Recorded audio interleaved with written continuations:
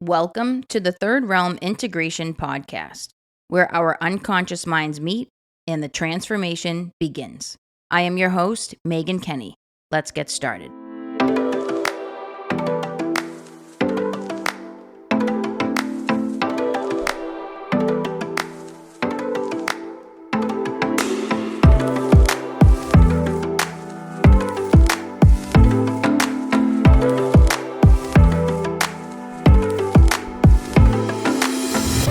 Well, hello. How are we doing out there, everybody? All right, here we go. Another episode of the Third Realm Integration Podcast. And today I'm going to break something down for everybody. And my empaths that are listening, I want you to center yourself before you hear the message. Because it's not going to feel good at first, but there's a method to the madness. So if you are an empath and you are listening to this episode, pause, take a deep breath, and accept the fact that empathy is narcissism, not compassion. Okay. All right, here we go. Why is empathy not compassion? I've alluded to this and talked about it briefly in previous episodes. In the world of Jungian psychology, empathy is nothing but a positive projection.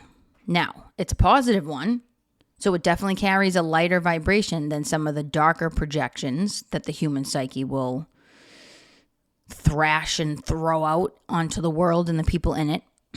But empathy is a projection that comes from our discomfort with feeling our own pain and anguish. Now, empaths can feel the emotions of other people, and it's not comfortable. So what will an empath do? They will try to save, rescue, or fix the person that they perceive to be in pain. And they will chalk it up to being humanitarian, to being compassionate, to having an open heart. And all you're doing is projecting your desire to squirm and run away from the discomfort that you feel when you perceive that somebody else is in pain, which makes it entirely narcissistic. You do not help anybody having empathy. You can only help yourself and others when you harden your heart with compassion. What is compassion? Compassion is the flower that blooms out of the seed of empathy. So empathy gets the ball rolling, and empathy gives you the opportunity to look deep inside and to see what your projection really is. What is coming from the shadow that is unknown to you.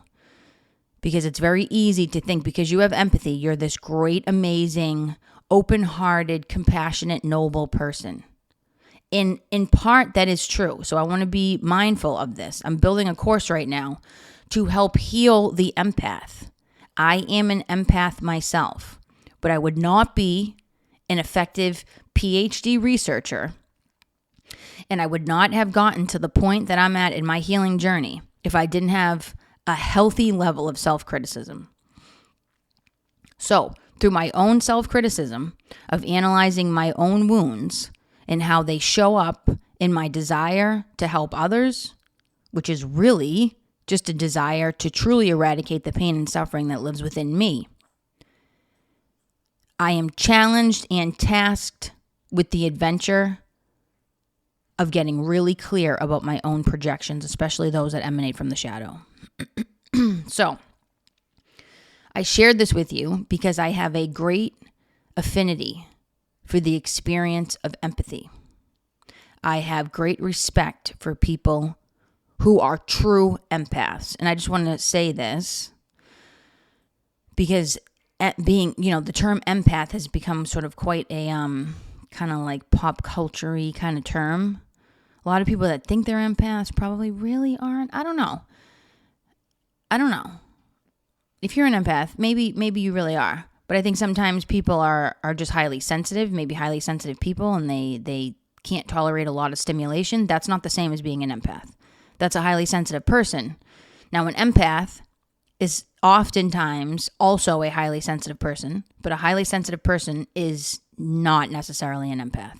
So I just want to make that distinction. An empath feels the pain of other people. That's why they have such a hard time setting boundaries and being assertive and putting themselves first. Because the fear is that if I take care of myself by setting a boundary and turning my empathy into compassion, by having a safe and healthy boundary around my heart, that I am not going to be able to tolerate the reaction that you have.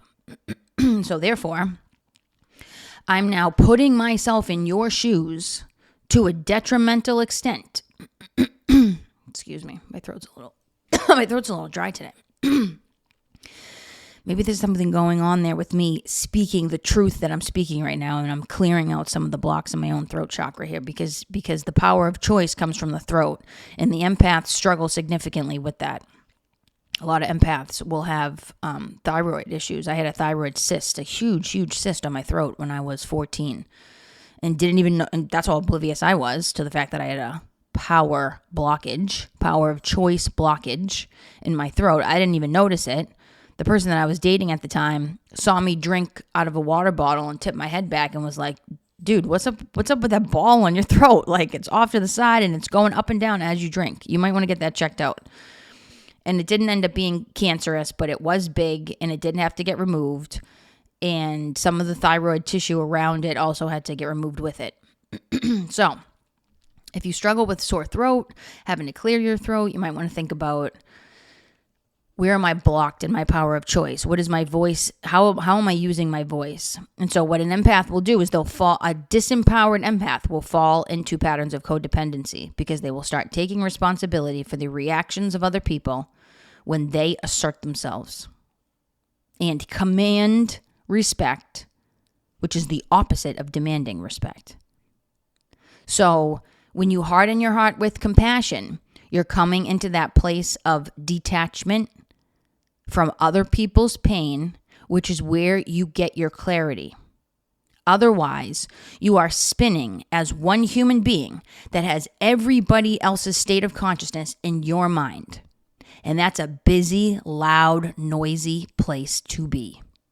I often use the metaphor when we find our groove in our healing and we begin to feel the relief. It is as if the noise has been turned down. The volume has been turned down. And that's essential. Otherwise, you're living in a state of confusion and you're living your life according to everybody else's feelings that are around you. And that's not healthy. So empathy is not compassion. It's the beginning of compassion. If everybody in the world had strong empathy, we'd be in a better place than we are today. But the soul's evolution wants to take empathy further into the space of compassion. And compassion is when you can be present with just what is and not need to fix it because you're not feeling the discomfort of that thing. And so therefore, there's no drive for you to save it, fix it, eliminate it, eradicate it, master it. Well, you want to master it, but you don't want to dominate it. You don't want to try to, it's the idea of getting rid of it. I got to get rid of this feeling. I just have to get rid of this feeling. And so what you'll do is you'll just get rid of the people around you that carry all of their own shit because you're carrying it also as the empath. Now, here's the issue with being the empath that and how it affects other people. You're disempowering the people whose emotions you're taking on because you're not giving them the opportunity to consciously carry their suffering on their own. You're carrying it for them. Now, if you want to dedicate your life to that and you just are not burnt out at all by carrying other people's pain and you feel like that is what you're here on this planet to do, is to do that, then I'm not going to tell you otherwise. The problem is when we get burnt out, when we have reactions to carrying other people's pain, when we get resentful and we get annoyed and then we blow up. Or we repress it so much and we keep our lips so shut, right? Like just zip them. We're not going to ever express that we are tired of helping that person in the way that we've been helping them. We're never going to express that we don't want to take on somebody else's pain because we have that should inside, that core belief that says we're a bad person if we're not there for everybody.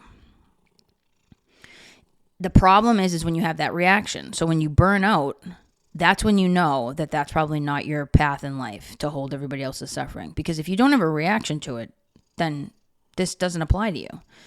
If you do, though, then it does. And so, I think even the best scholars and even the best teachers in the space of healing, they talk about compassion and empathy, and they use the terms interchangeably, and that's just not accurate. And there's not a lot of literature out here about this. I think probably Buddhism gets as close as possible to compassion, but there's also kind of a misconception there too, because I've seen in the Buddhist literature that compassion is defined as the desire to alleviate the suffering of the other. And that's not the kind of compassion that I'm really talking about here. I'm talking about the compassion that one has for themselves. To put the boundary around the heart so you know that your space is keeping your boundary around your heart. The goal of the boundary is to keep your soul in and not to lose it in the projection that you're putting out there through the empathy.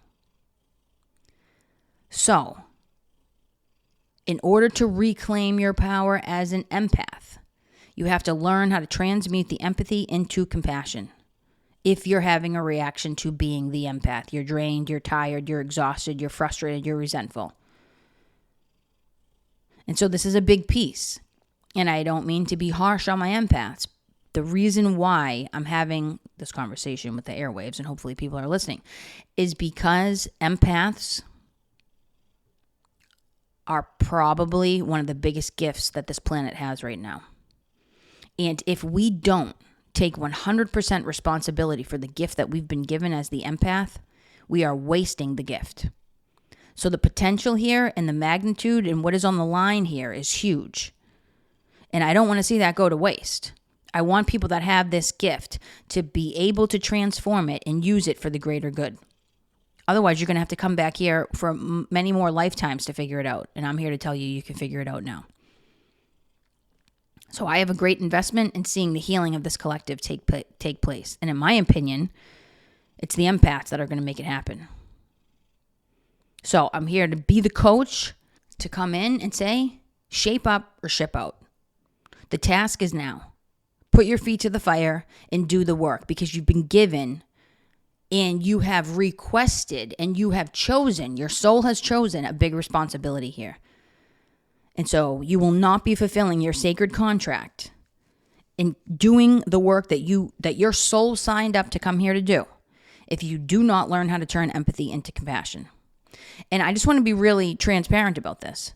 I am speaking from a place of, like I always say, the teacher who is the lifelong student. I am in constant school. I am in this earth school that is learning from the divine and trying to integrate the two. I will be the forever student. Even those that work with me know I'm coming in with something new, like every week. I'm like, I've been researching this little thing. Why don't we talk about this? Or I just kind of discovered this element. Why don't we talk about that? Or in my meditation, I just got this download. What does this mean to you? So I'm constantly bringing in something new. I don't do stagnation. I am on a forward movement. As I said in a previous episode, I am a devotee to the path of enlightenment. And I think every empath, frankly, is. And a lot of empaths will turn towards drugs and alcohol to numb all of this. It's huge, huge. Codependency and drug addiction in the life of an empath is like coffee and cream. It's like Bonnie and Clyde. They freaking go together like peanut butter and jelly. And I came from that place because I didn't know how to deal with all of what I was feeling, because most of what I was feeling didn't even belong to me. So not only could I not figure out what was mine and what wasn't, but now I had this whole soup of all kinds of emotional reactions that it was just too much. Too many cooks in the kitchen. So what do? Gets too overwhelming, you get to numb out. And so anybody that you know that's struggling with drug addiction, there's a really good chance that they're an empath.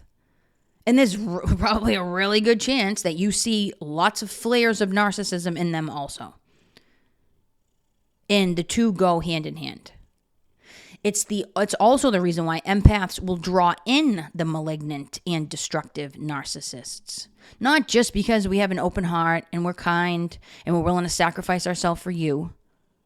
It's not just that. And then the narcissist uses the empath as the dumping ground for all of their chaotic emotions that keep them on their high 24/7, and they get to offload it when they need to onto the empath. It's not just that magnetic connection that draws the two together. In the world of Jungian psychology, we always take a look at what we have emotional reactions to, because there is a part of that in us that is left unhealed and unintegrated, which is why we're having the reaction in the first place. So the empath draws in the destructive and the malignant narcissist because the empath is their own version of narcissist. And so they line up. They are on opposite ends of the same cord, but they're still part of the same cord. There's still an unseen, unacknowledged, and unconscious vibrational frequency that lines the two up like magnets. So one reflects the other, but not in a literal way, not in the obvious. Oh, that person's a malignant narcissist. All they do is talk about themselves. They have to be the center of attention. Their drama has to dominate and dictate every interaction that I have with them. It's all about me. And then that's part of the destructive one. They're dumping off their chaos and they're unloading all of that energy. Then the malignant is gaslighting and manipulative and will follow narcissistic abuse recovery Instagram pages because, of course, they are the victim that was victimized by the empath who they saw as the narcissist, right? So we get that whole head game going. Don't you just love that? Don't you love when you've dated somebody that you know is like a Ted Bundy in the making, and then you look at who they follow on Instagram, and they follow all of the narcissistic abuse recovery survivor pages? Oh my God, look at what has happened to me. I'm the victim. Meanwhile, they are like the mastermind, slithery snake narcissist that is actually kind of hard to spot unless they're doing their crap to you. I mean, it's just, you just cannot make this stuff up, right? And like the empath is saying this person is evil. I don't want to be that person, so how dare you compare me to the narcissist? It's not in a literal way. The empath isn't exercising out the narcissism the same way that the malignant or the destructive narcissist is. So I just want to be very clear about that, but it is still narcissism. So anytime somebody says, well, I'm an empath, say, okay, so what you're telling me is you're a disempowered empath, because an empowered empath probably wouldn't even say that. You're speaking from the wounded part of the empath, which is like, I'm the empath. And so as a result, I feel a lot. I get overwhelmed. I get taken advantage of. And I get victimized. And all of that is true. But saying that you're the empath means that you're saying all that. So I just want to let people know, like, when you say that, people like me know what you're saying. We can see behind, the curtain. So you're saying a lot when you say that. I'm the empath. I'm the disempowered empath is what you're saying. Because the empowered empath doesn't even need to say that. And so when we come to the place of compassion, it's just us having an open heart, mainly to ourselves. So I used to kind of like frame the compassion work as we open up our heart to the people around us that are carrying our suffering. For an empath, that is a very tricky and slippery slope. That is a very complicated thing to say, because an empath is going to internalize that and say, like, oh, well, if I have to have my heart open to everybody else around me, then that means I don't have boundaries and I let people just come in and out of my life and do whatever they want here. I'm just supposed to not have a reaction to it. No, bullshit. Wrong. And so I think it sends a really mixed message on how an empath is going to hear that message when we say open your heart to the people around you and send compassion out to the people around you. I'm getting to the place now where I feel like the disempowered empath could and should only hear open up your heart to yourself. Open your heart up and send that energy out to all of the parts of you that need the support, so you can find the empowerment of the boundary of compassion. So it's not about anybody else. It's about you. It always is. And I don't mean just the empaths. Everybody. Life is only about you. It has nothing to do with anybody else. It's not anybody else that's causing the problem. It's you needing to do the work on yourself when you encounter your problem shown to you in other people. And that's what this comes down to. And that's why the healing work is so important. And self first is not selfish. So when you turn that compassion towards yourself and you're putting yourself first, this crazy, wacky society that we live in will have you believe that if you put your needs first, that's somehow narcissism. That's selfish. No, people don't even know what the freaking word means. I've heard people say like, oh, he's a clinical narcissist. Like, a clinical narcissist? I mean, what the hell is that? I'm a clinician. What is a clinical narcissist? Somebody please tell me. I've never heard that term used. I've been in the field since 2014. Almost 10 years. Never once have I heard a clinician, psychologist, psychiatrist, or any therapist of any kind use the term clinical narcissist. I mean, what? People just love making up these words and acting like, they're speaking from this place of experience and expertise. And this stuff is so nuanced that I just feel like it's continuing to unfold, the more we learn about this and the more we have different flares of narcissism show up in our society. There's one doctor that I don't really follow her that much anymore though, because there was one video, because she's supposedly, not supposedly, I mean, she is an expert on narcissistic personality disorder. She also talks about many other different kinds of personality disorders. By the way, narcissism doesn't necessarily, we all have narcissistic wounds that we project out. When it becomes a personality disorder, it becomes totally ingrained in that person, and that's who they are everywhere they go. And it's really become a core part of them. That ego persona has totally taken over and is not letting any of the archetypes that live in them speak. And it might stay that way for their whole life. And the real pathological version of it is the actual disorder. But she's an expert on the disorder, and she speaks about it. And she did this video one time about like people that like are obsessed with their eyebrows being narcissists. And like, I don't know, maybe because I'm obsessed with my eyebrows, I had a reaction to this. But it just, either way, it just seemed kind of odd. Like, okay, we're going to assess somebody's eyebrows, and that's how we're going to know they're a narcissist. It's like, now I think we're kind of dancing in a funky pop culture kind of realm. So I just haven't been interested to go back and listen to her work, but I think if you do, Dr. Ramani on YouTube, she is a great source of information on this.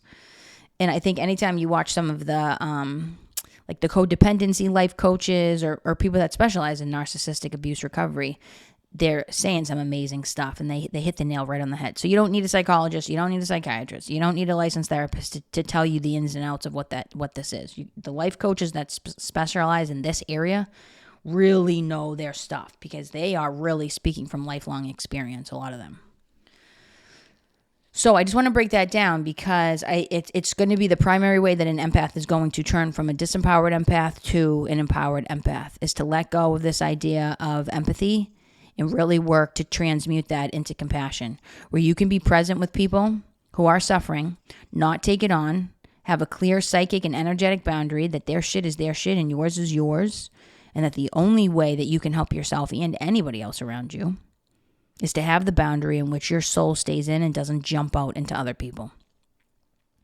You drop into the heart. You see the heart as the protective container that will help you do this process of alchemy, transmuting the empathy into the higher vibration, which is the compassion, where you can be still and not be hooked by other people's projections. You're not going to get dragged into other people's dramas. You're not going to have the emotional reactions to the narcissists that poke and prod through their gaslighting and their manipulative abuse. You're just going to be non-reactive. You're just going to be neutral, and you're going to be the happiest you've ever been in your entire life, because you're going to be, the house inside is going to be clean, not have any clutter. And you're going to have a clear sense of where you're going with this.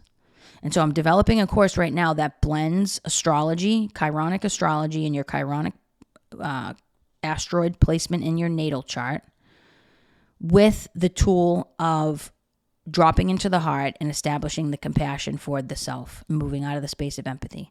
So I'm going to be gearing this program towards the disempowered empath, because I think my service to this world comes from my own self-discovery journey to find a place of inner peace and stillness where the pain is not leading the way.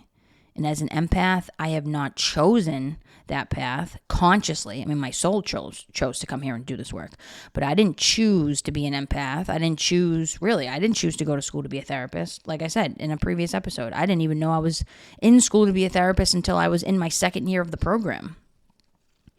I was led to this. And I was led to this because it's my own wound. And I am hell-bent on mastering it. And I feel like it's the biggest gift that I can give to the collective is to help empower the disempowered empath as I continue along my journey to find out how you do that. And this is it right here. So, the course is going to be coming out probably January 1st, and we're going to continue to do edits to the course. We'll continue to release different parts of the course that can be purchased as add-on features. Then there'll be an app that will go with it, and there will also be a workbook, and you'll be able to get the workbook on Amazon in print. It's first going to be a PDF, and then it'll be print. So if you're an empath who's disempowered, and you want to find out how you move into the space of an empowered empath, and you're interested or open to astrology, and let me just say, this is a method that I've developed that isn't, the chironic astrologers out there have already done the work, but I've developed the pieces in which I've put all of this together. The transforming the empathy into compassion with heart-centered meditation and bringing in the chironic astrology in order to do that. And put all this together, and I continue to be a good PhD researcher where I continue to be critical of my own theory and do whatever I can to try to test it, and test it again. And this has come up with 100% accuracy in every real-life situation that I've used it with, where I look at your chart, I examine your chironic placement, and I know exactly what your primary core cosmic wound is, that if you work on that, everything else will work itself out. And this process is incredibly empowering to the disempowered empath because it's all about turning your attention inward, looking at what your core wound is, and just staying with that and just focusing there and doing it with an open heart of the vibration of compassion. So the focus is the compassion. And that's the boundary that's necessary for all empaths to survive and give their gift to the world. So, just wanted to jump on here and outline all of that, and hopefully there's some empaths out there that just had a wake-up call, because it's what's needed. You were made for this world, and you were made to live in this world at this time. Whether you like it or not, your soul signed up to carry this responsibility, and it's your job to learn how to transmute the empathy into compassion, in my opinion. That's why you're here. That's the task that you signed up for. And you were made for this moment. So if you're feeling burnt out, and if you're feeling exhausted and resentful and burdened by everybody else's emotions, guess what? This episode was for you to hear, and the program that I'm building is exactly for you. So stay tuned to see when that comes out. You can go to the website, www.thirdrealmintegration.com, or give me a follow on Instagram, or LinkedIn, or Facebook, or whatever. And I think I got to get on some other platforms too. But that's where it is, you guys. That's where it is. So let's get real so we can heal. You see what I'm saying? All right, I'm going to leave it there. It's been a blessing to spend this episode with you guys, and I hope you got something from it. To all my empaths out there, stay steady. Stay steady, because the gift that you have, it's only a matter of time before you can turn it into the elixir of the personal medicine. And I have found a way through personal experience to do that, and I'm going to share it with you guys. So stay tuned. All right, you guys, I'll leave it there. It has been real. I will catch you on the next episode. May the light always lead your way. Be well, everybody.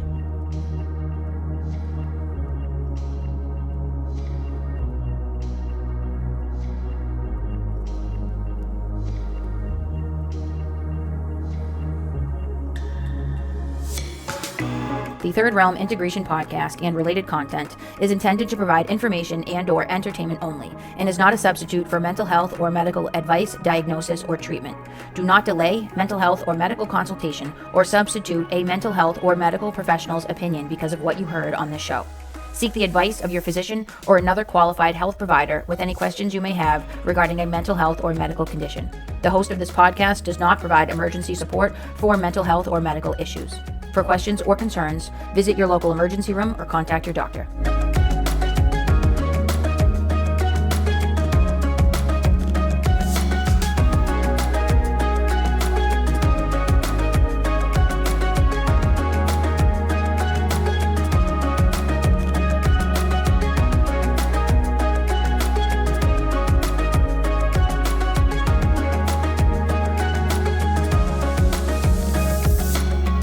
right, you guys, here it is. On the nature of empathy and compassion from the Human Reform Politics Facebook page. This is unknown author. Empathy is the seed of compassion. While empathy is the trigger, compassion is the stimulus born from an awareness of need that triggers our supportive and beneficial response. Compassion occurs when empathic emotions penetrate our consciousness and motivate us to restore the health, safety, and general well-being of our fellow humans.